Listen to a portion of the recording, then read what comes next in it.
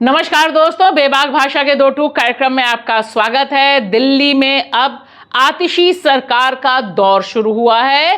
केजरीवाल के बाद जिस तरह से आतिशी के ऊपर यह जिम्मेदारी आई है वह बहुत अहम संदेश दे रही है। सबसे पहला तो यह कि देश की राजधानी को अब बड़े लंबे टकराव के बाद, अंतराल के बाद एक पूर्णकालिक मुख्यमंत्री मिला है, क्योंकि हम सब देख रहे हैं कि पिछले एक साल से 2023 से लेकर 2024 के बीच किस तरह से दिल्ली के मुख्यमंत्री अरविंद केजरीवाल को घेरा गया और उसके बाद जब जमानत मिलती है अरविंद केजरीवाल को, वह ट्रम्प कार्ड खेलते हुए आतिशी को चुनते हैं दिल्ली के मुख्यमंत्री पद के लिए।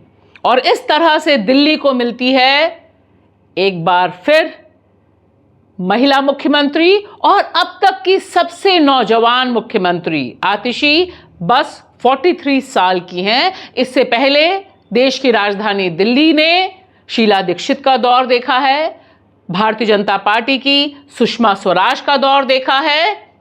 तो इस तरह से कांग्रेस, बीजेपी और अब आम आदमी पार्टी की आतिशी जिस तरह से अपने राजनीतिक कर्तव्यों का निर्वहन करेंगी, यानी उसे एग्जीक्यूट करेंगी, उसमें तो सिर्फ और सिर्फ अभी 5 महीने का ही समय है।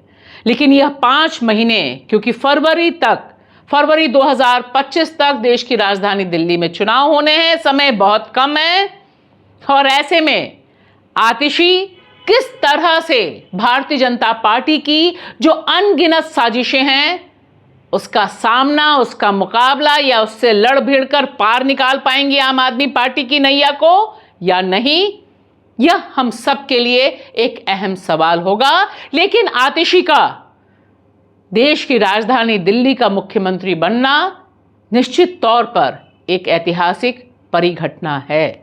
मैं आतिशी ईश्वर की शपथ लेती हूँ कि मैं विधि द्वारा स्थापित भारत के संविधान के प्रति सच्ची श्रद्धा और निष्ठा रखूंगी।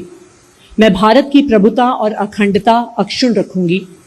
मैं मुख्यमंत्री के रूप में अपने कर्तव्यों का श्रद्धापूर्वक और शुद्ध अंतःकरण से निर्वहन करूंगी तथा मैं भय या पक्षपात, अनुराग या द्वेष के बिना सभी प्रकार के लोगों के प्रति संविधान और विधि के अनुसार न्याय करूंगी।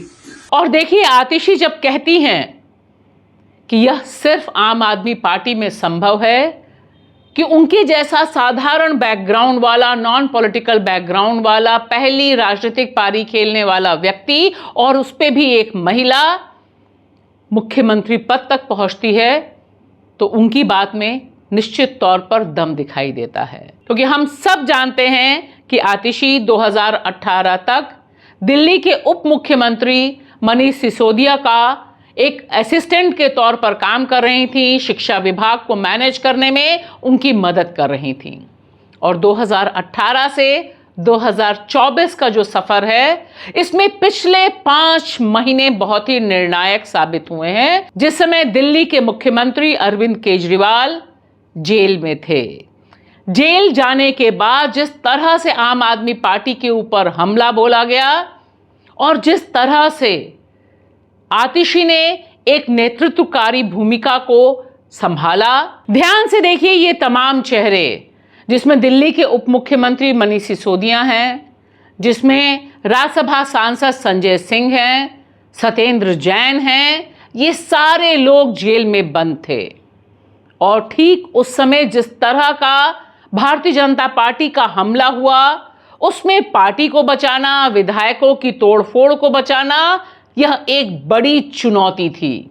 और इसमें भी जब अरविंद केजरीवाल जमानत पर बाहर आए, उस समय स्वाति मालीवाल, जो अरविंद केजरीवाल की काफी भरोसेमंद साथी मानी जाती थी, उन्होंने जिस तरह से अरविंद केजरीवाल और उनके निजी सचिव विभव कुमार पर आरोप लगाया, उसके बाद से तो लग रहा था कि बस आम आदमी पार्टी अब गई और आम आदमी पार्टी तब गई। लेकिन उसी समय आतिशी ने जो भूमिका निभाई वह अपने आप में बहुत इंपॉर्टेंट है।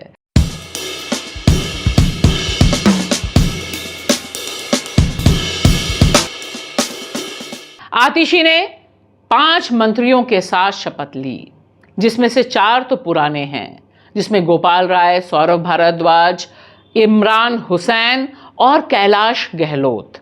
यह पहले भी अरविंद केजरीवाल के साथ मंत्री थे। इसमें जो नया नाम शामिल हुआ है वह है मुकेश सहरावत का। वह दलित मूल के हैं और पहली बार ही विधायक बने हैं। इन तमाम लोगों के साथ क्या आतिशी कुछ नया जमीनी हस्तक्षेप कर पाएंगी देश की राजधानी दिल्ली में? क्योंकि इस समय उनके ऊपर भार बहुत तगड़ा है। हमें नहीं भूलना चाहिए कि देश की राजधानी दिल्ली में जो 7 संसदीय क्षेत्र हैं, 7 एमपी सीट्स हैं, वे 7 भारतीय जनता पार्टी के पास हैं। और भारतीय जनता पार्टी बहुत लंबे समय से आम आदमी पार्टी को घेरने के लिए साम दाम दंड भेद सब कुछ इस्तेमाल कर रही है। और आतिशी का नाम आने के बाद बस यह जो कार्टून है सतीश का, यह देखिए और सोचिए कि किस तरह का कीचड़ फेंकना चालू हो गया है। मेरे पास अनगिनत दोस्तों और रिश्तेदारों ने ऐसे ऐसे वीडियोस भेजे हैं आतिशी को बदनाम करने के लिए, जिनका चर्चा करना भी शर्मनाक है। यानी सिर्फ महिला होने से, सिर्फ दिल्ली की प्रतिभाशाली छात्रा होने से काम नहीं चलता, क्योंकि यहां पर पॉलिटिक्स बहुत डर्टी हो चुकी है। और जिस तरह से दिल्ली के एलजी के पास ताकत आई है, उसकी वजह से जमीनी काम पूरी तरह से रुक गया है, जिसने दिल्ली वासियों को परेशान कर रखा है। आतिशी के पास जो चुनौतियां हैं, उन चुनौतियों पर काम करने के लिए समय बहुत कम है।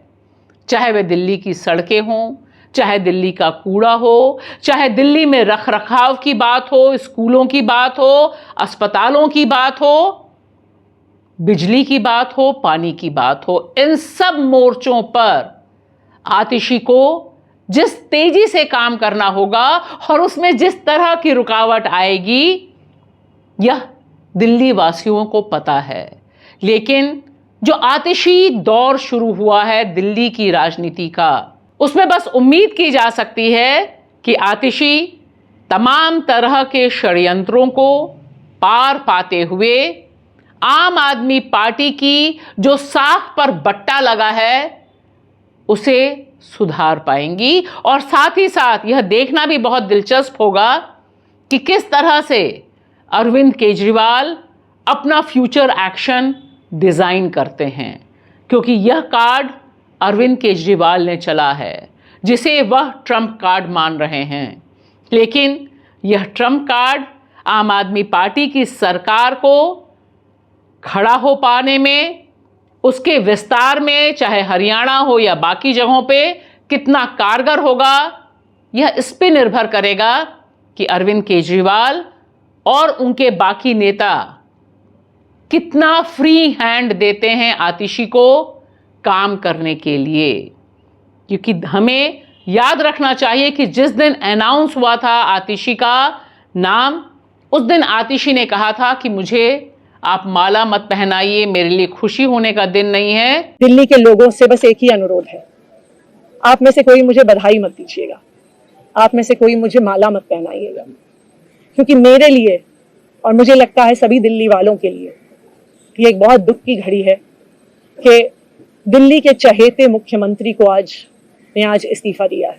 मेरे गुरु अरविंद केजरीवाल जी का धन्यवाद करना चाहती हूँ, जिन्होंने मुझे इतनी बड़ी जिम्मेदारी दी और इस जिम्मेदारी के लिए मुझ पर भरोसा किया। फिलहाल दिल्ली को मिली नई मुख्यमंत्री ढेरों आशंकाओं, आशाओं और अपेक्षाओं पर खरी हो पाएं, यह हम सब की कामना है।